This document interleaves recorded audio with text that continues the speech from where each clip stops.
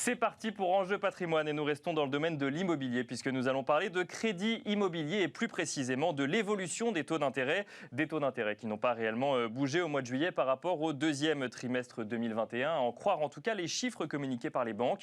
Et cela peut paraître étonnant, le contexte économique où la période estivale aurait pu laisser présager une petite hausse de taux. On en parle avec deux courtiers en prêt immobilier, Sandrine Allognier, directrice des études de vousfinancer.com. Bonjour Sandrine Allognier. Bonjour. Et Cécile Roclor, directrice des études d'Empruntis. Bonjour Cécile Roclor.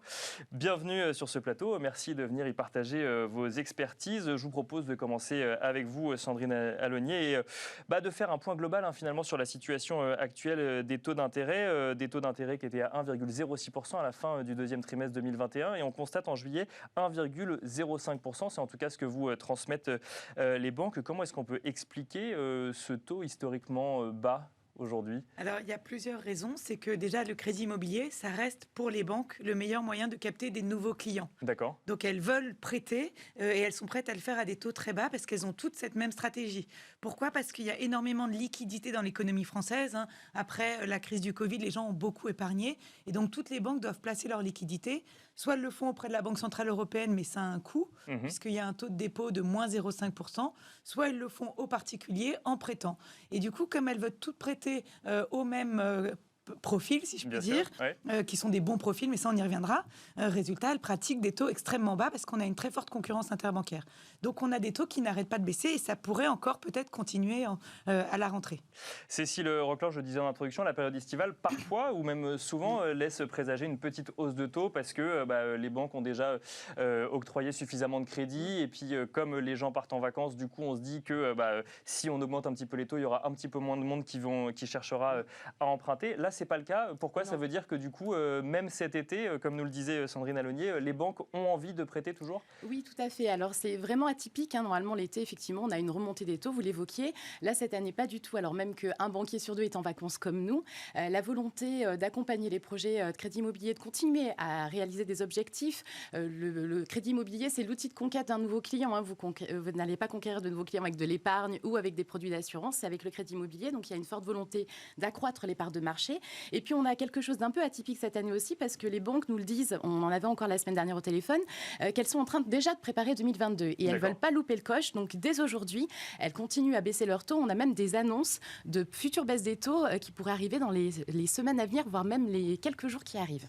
Mais donc, ça veut dire que si on se pose la question de savoir si c'est le bon moment pour emprunter, vous nous dites, attendez finalement une semaine ou deux, c'est ça ? Non, parce que les écarts ne seront pas majeurs. Aujourd'hui, en taux les plus bas pratiqués par les banques, vous êtes à 0,56% sur 15 ans, vous êtes à 0,7% sur 20 ans. On a une banque sur deux qui pratique des taux inférieurs à 1% sur 20 ans. Donc aujourd'hui, les conditions sont idéales. Les petites baisses qu'on va avoir vont correspondre à certains profils, à certaines banques qui veulent être plus agressives et se repositionner. Donc aujourd'hui, elles sont très bonnes. Elles vont bouger légèrement, mais rien de très impactant sur les projets. Vous pouvez dès aujourd'hui réaliser votre projet, clairement. Parce que c'est vrai que Sandrine Allognier, on peut se poser la question quand on voit des taux aussi bas de la rentabilité du crédit immobilier pour une banque. Donc en fait, ce que vous nous dites, c'est que c'est avant tout ce qu'on pourrait appeler un produit d'appel. Finalement, ça permet de capter un épargnant et ensuite, du coup, la rentabilité se fera sur d'autres produits que le crédit immobilier. Voilà, en fait, le crédit immobilier est pour les banques le placement de liquidité qui offre le meilleur couple rendement-risque. Alors, c'est vrai que ça rapporte peu, mais c'est aussi très peu risqué, puisqu'en France, on a le taux de défaut sur les crédits immobiliers qui est le plus faible d'Europe. C'est moins de 1% des crédits qui ne sont pas remboursés. Donc, c'est vrai que pour les banques, c'est finalement très sûr. Et en plus, elles prêtent quand même majoritairement au beau profil. Il faut être en CDI de préférence, il faut avoir 10% d'apport. Donc, elles ne veulent pas prêter un montant supérieur à la valeur du bien. Donc, elles restent quand même malgré tout très prudentes. Et c'est peut-être ça qui va être un petit peu le bémol qu'on risque d'avoir sur la fin d'année, c'est qu'on pourrait avoir des conditions d'octroi qui pourraient légèrement se durcir à cause des recommandations du Haut Conseil de stabilité financière, puisqu'en fait tout ça est quand même très bien géré. On surveille bien que les banques prêtent bien à des gens qui sont capables de rembourser. Donc pour revenir à votre votre question. Oui, certes, sur le crédit immobilier en tant que tel, elles dégagent quand même très peu de rentabilité au moment de la mise en place du crédit, mais elles veulent capter la relation principale du client, c'est-à-dire qu'elles veulent que le client domicilie ses revenus, elles veulent avoir une vraie relation avec les clients.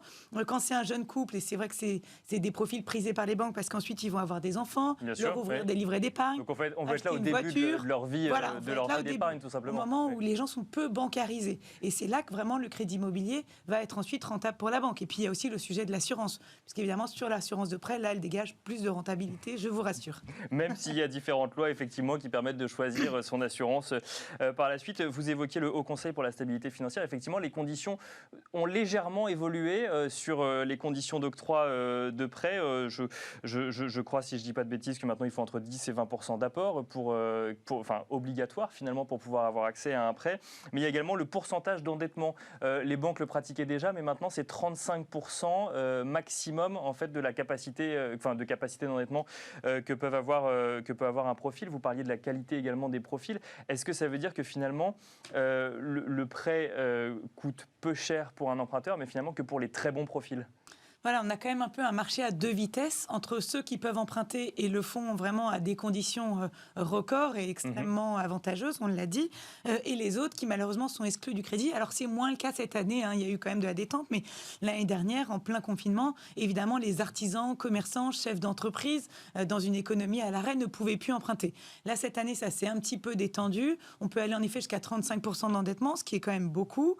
Bon, certes, il faut un peu d'apport, mais voilà, le souci qu'il y a, c'est que certaines banques sont allées jusqu'à 39-40% d'endettement.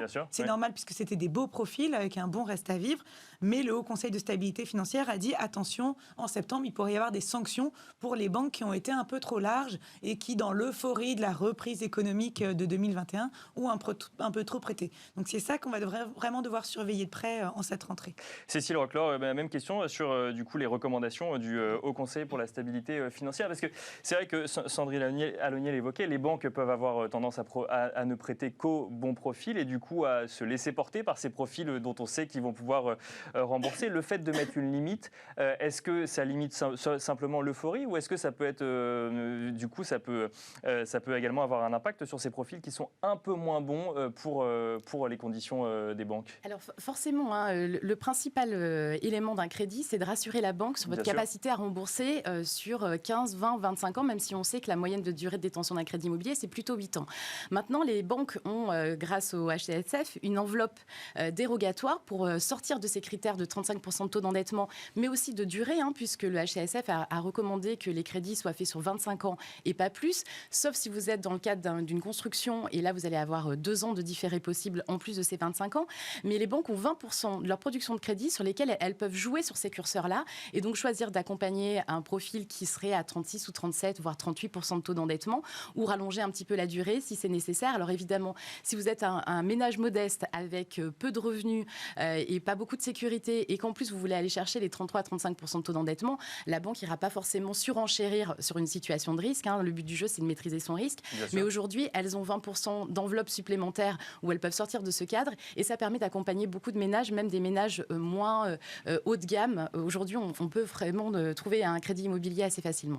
Et alors, je sais que vous n'êtes pas du coup des banques, vous travaillez pour des courtiers du coup en prêt immobilier, mais Sandrine Aloniel nous disait tout à l'heure que finalement les crédits peu remboursés, c'est une part infime des crédits. Est-ce que c'est parce que du coup il y a tellement de contraintes avant l'octroi du crédit que du coup la part de crédit remboursé est infime ou du coup est-ce qu'il n'y a pas un peu trop de prudence parfois du côté des banques aujourd'hui? C'est la sécurité de notre système financier. Aujourd'hui, on peut trouver critiquable cette limite de 33% de taux d'endettement. Il faut savoir que devenir propriétaire, c'est pas juste un crédit immobilier. Vous allez avoir des taxes supplémentaires comme la taxe foncière, vous allez avoir l'entretien du bien et tout ça, ça nécessite des marges de manœuvre budgétaires. C'est aussi pour ça que les banques, elles sont très regardantes à la capacité d'épargne mensuelle. Si vous êtes dans un budget trop serré et vous n'arrivez pas à mettre de l'épargne de côté, ça veut dire qu'au moindre aléa sur votre bien, vous allez être en difficulté sur le paiement. Donc effectivement, il y a des marges de précaution qui sont prises par les banques et les institutions financières, mais elles sont aussi pour le bien de l'emprunteur. Donc Sandrine Allonnier, finalement, tout est question de confiance vis-à-vis de la banque. Aujourd'hui, on est dans un bon moment pour emprunter. Je parle de manière plus générale, c'est-à-dire qu'on voit les taux baisser, on entend autour de nous les gens nous dire oui, c'est le bon moment, l'argent coûte pas cher, il faut y aller. Bon, personnellement, ça fait 2 ans que j'entends ça et ça continue finalement à baisser encore un petit peu. Donc on peut se poser la question de savoir quel est un bon moment ou pas un bon moment. Aujourd'hui, si je comprends bien, c'est le bon moment d'emprunter du moment qu'on a un bon profil. Voilà, c'est ça. Mais c'est vrai que l'impact de la baisse des taux de 0,10, de 0,20, elle n'a pas vraiment un énorme impact sur la mensualité. Ça va être quelques dizaines d'euros. Non, je pense qu'aujourd'hui, si on a un projet immobilier, si on a la volonté de changer de vie, puisque c'est vrai qu'on a aussi on est dans un marché qui explose, parce que les gens ont des changements de projet de vie. Donc, si on a ce projet de vie, il faut bien y réfléchir, puisqu'en effet, on s'engage sur une durée longue, que les prix de l'immobilier sont quand même assez élevés. Donc, il faut bien choisir son bien, pas se retrouver en difficulté si on change d'avis.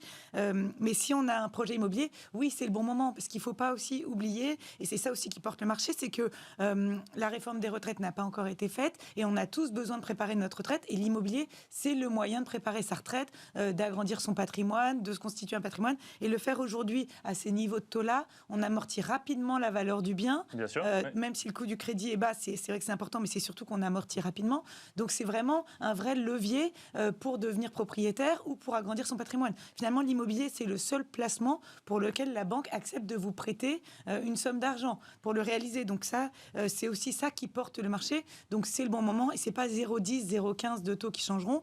En ce moment, les banques veulent encore prêter, même si elles ont réalisé leurs objectifs de production de crédit ou sont sur le point de le faire. C'était la question que j'allais vous poser. Prêter davantage, et notamment au bon profil, puisque tout le bonus, tout ce qui est bon à prendre, elles le prennent. Là, on est dans une reprise économique, donc les banques ont de nouveau davantage confiance dans l'avenir, et c'est aussi pour ça qu'elles acceptent de prêter.